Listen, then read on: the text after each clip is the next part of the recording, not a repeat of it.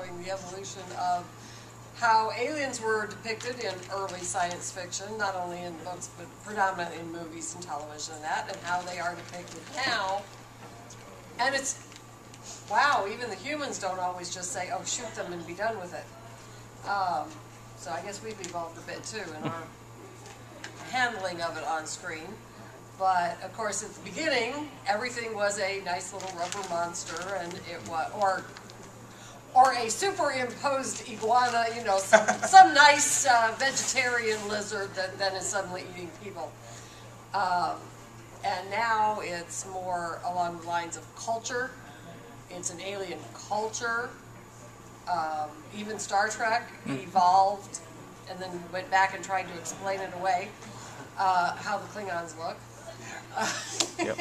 But you have to admit, too, the original series of Star Trek, classic Trek, didn't really delve too deeply into the culture of the aliens and the Romulans, whereas later on they do delve much more into the culture. And there's this huge cultural difference, especially with the Klingons. They did more with them than the Romulans. So, well, I'm Sandra, and this is Van and Hi, Joy. I'm Joy, yeah. I like to say I recognize some faces from the other panels. So, I think, do you guys want to say something about, you're right, I know. This looks really fun. These are some good covers, you guys. Thank you. Check out these covers. So what shall we introduce? My name's Sandra Morrese. I'm a writer, and I've been reading and watching science fiction since I was 5 years old when Star Trek debuted. Yes, I'm that old. I guess, you know, it's funny you say that. I guess the original Star Trek was probably my first exposure to science fiction, too. I was in kindergarten, I guess, thereabout. I think it was in syndication. When it first came on syndication in the early 70s. And I was watching it, and Space 1999, a little couple of years later, came out. Oh, yeah, Space 1999.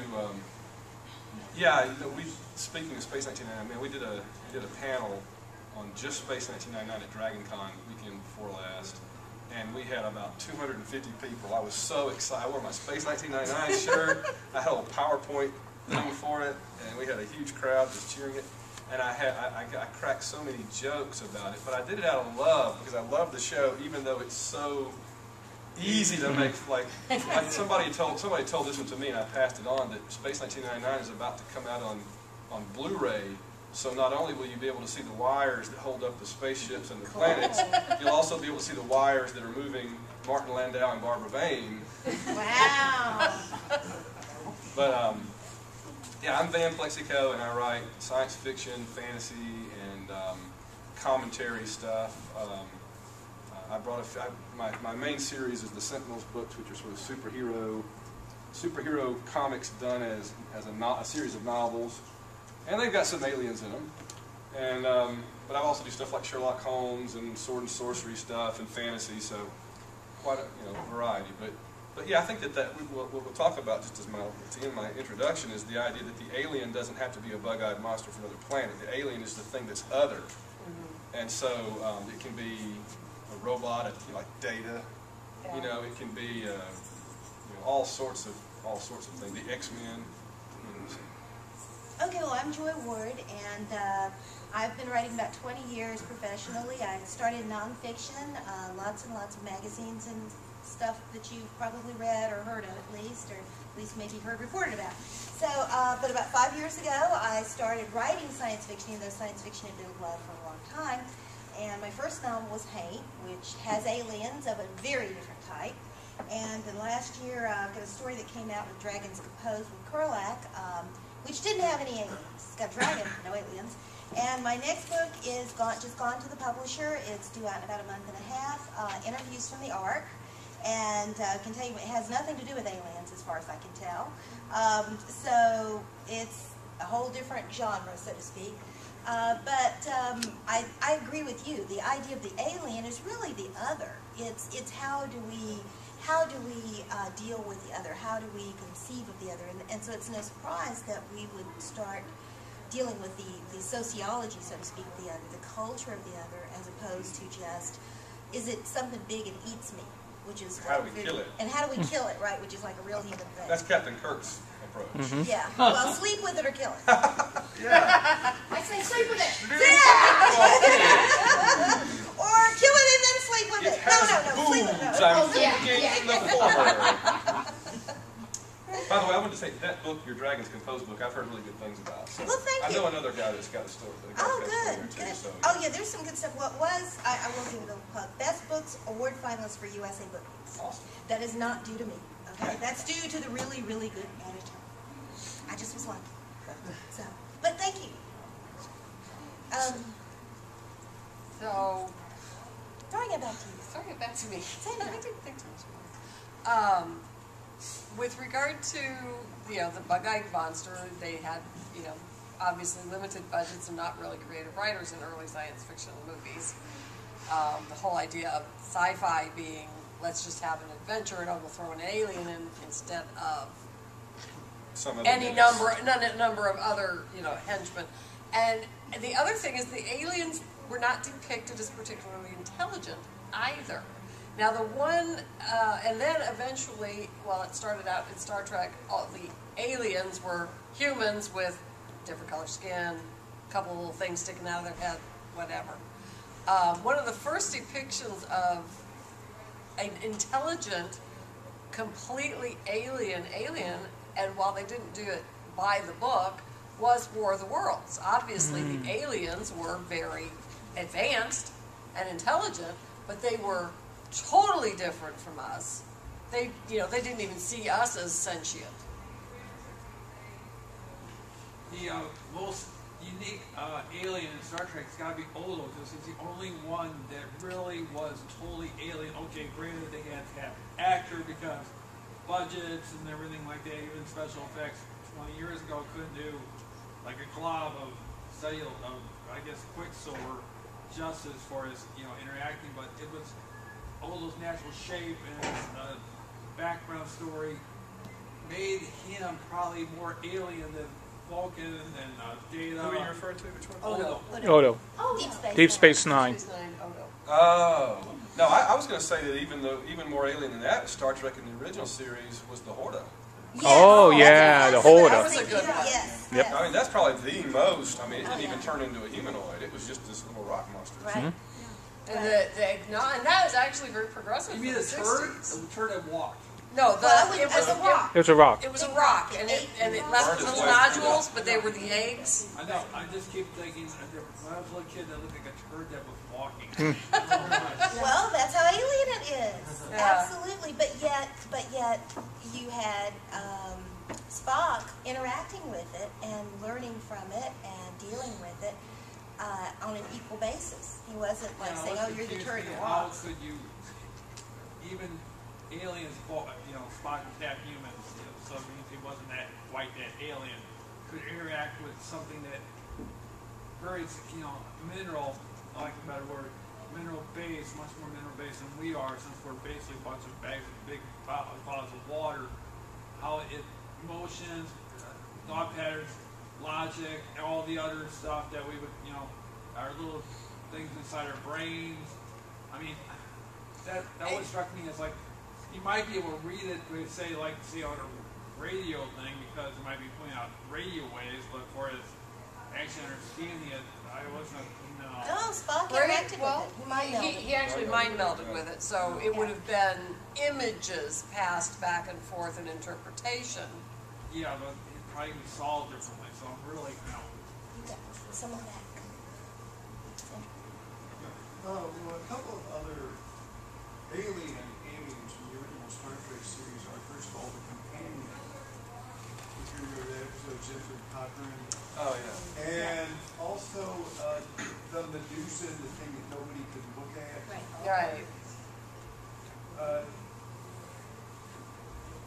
So, they didn't just have, and those are some of my favorite episodes for that reason, because, it wasn't, as you mentioned originally, it wasn't the Orions with things sticking out of their head. It wasn't somebody who just happened to have green skin, but other than that was just like us. These were things that were completely inexplicable.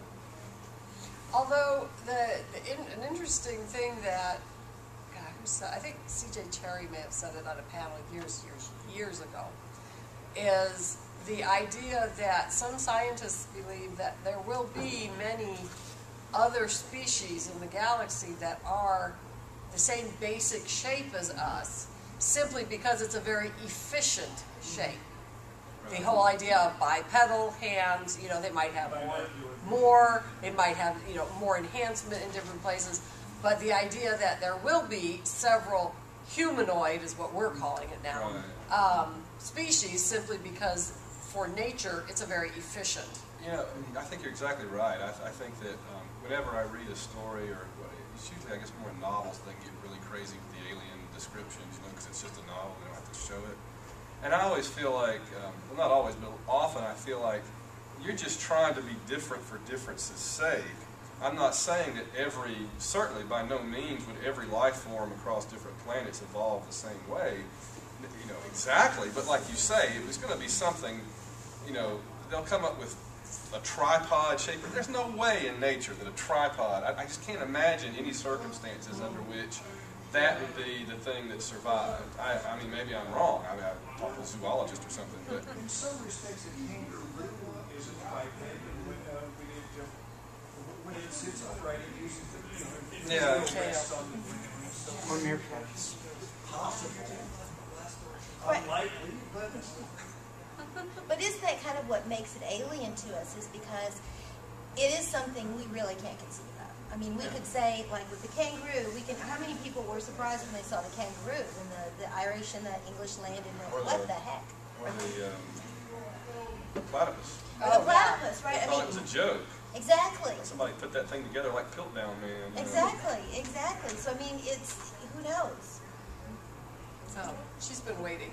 Yeah, another thing of the evolutionary portrayal of aliens, besides monster dissensions, it was evil to, not necessarily evil. When I first saw E.T., Yes. I remember thinking how refreshing, because this had come across in books before, in short stories, but it was the first time I remember seeing a feature film in which the alien was something to be admired or loved, or at least not feared and hated, but I thought it was a very positive portrayal. I also think that to a certain extent, I find it very refreshing. It doesn't happen very often, but when it does, when our military and the higher ups in the government are not depicted in the black and white of, they're the military, therefore their only wish is to destroy it or use it. And when you occasionally have, I mean, I loved Avatar in general, but I did not like the very black and white cardboard images, the two-dimensional image they gave to the corporation. I'm like, was nobody in that corporation going to say, oh, you know what, maybe we shouldn't do this? Well, but in You real know. life, nobody in the corporation says that. Well, occasionally you do. They don't necessarily keep their jobs very long, but at least you do BD, have the I people mean, that what do. the BD, I'm like, oh, well, here. Well, you know, speaking of ET, you think about. I'm sorry. Yeah. You think about the portrayal of the aliens in ET, and I've always thought that the only way they could be that nice and sweet and innocent is if they have just super high technology that could protect them from any predator species that's slightly less evolved. Like basically in Larry Niven's world, the Kazin are way more savage and predator-like. They're basically sentient tigers, and the only reason that they keep losing to humans is because they're too impetuous, they attack too soon, and our technology is just slightly better than theirs, and we keep knocking them down, and they go, okay, we won't do it again. Attack! You know, but they never are quite ready. And I always thought if the ET aliens ran into an equally leveled technology race that was warlike, man, ET's race is gone. They're smoked.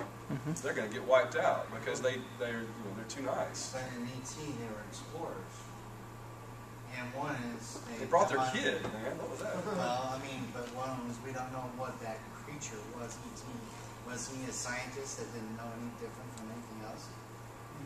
Well, and actually, anthropologically, bringing a child is a way of showing that you are not, you're not offensive, you're not coming in to kill. I mean, that's actually, anthropologists use that as a way of getting into tribes. I know of an anthropologist. He did the series Millennium back about 20 years ago, and he tells a story of how when in his first escapade in the Amazon,